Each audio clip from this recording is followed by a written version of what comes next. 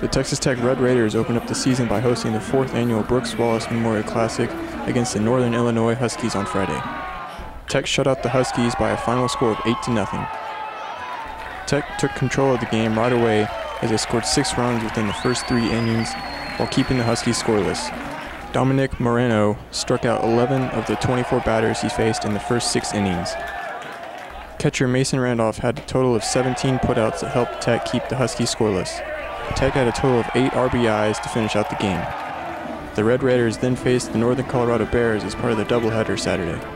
Tech took this one 10-1. Tech gained momentum right away by scoring 4 runs within the first inning and finished out the first 3 innings 8-0. The Bears had trouble early on as Robert Hawkins allowed 8 earned runs in the first 3 innings. Right fielder Devon Conley led the team offensively with a total of 4 RBIs, 2 stolen bases, and an inside-the-park home run.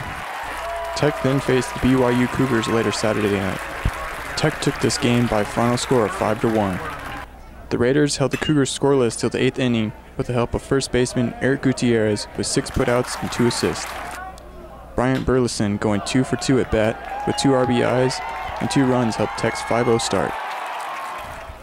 The Bears' Brock Whitney kept Tech from running away with the game by having a total of 11 putouts.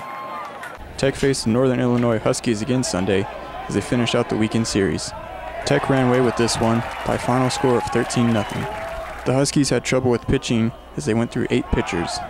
Gerard Poteet helped Tech run away with this game as he held a total of 4 RBIs and 2 runs. Next up for the Red Raiders is a road matchup against the Troy Trojans at 11 a.m. Friday and the UCF Wawa Weekend Classic in Orlando, Florida.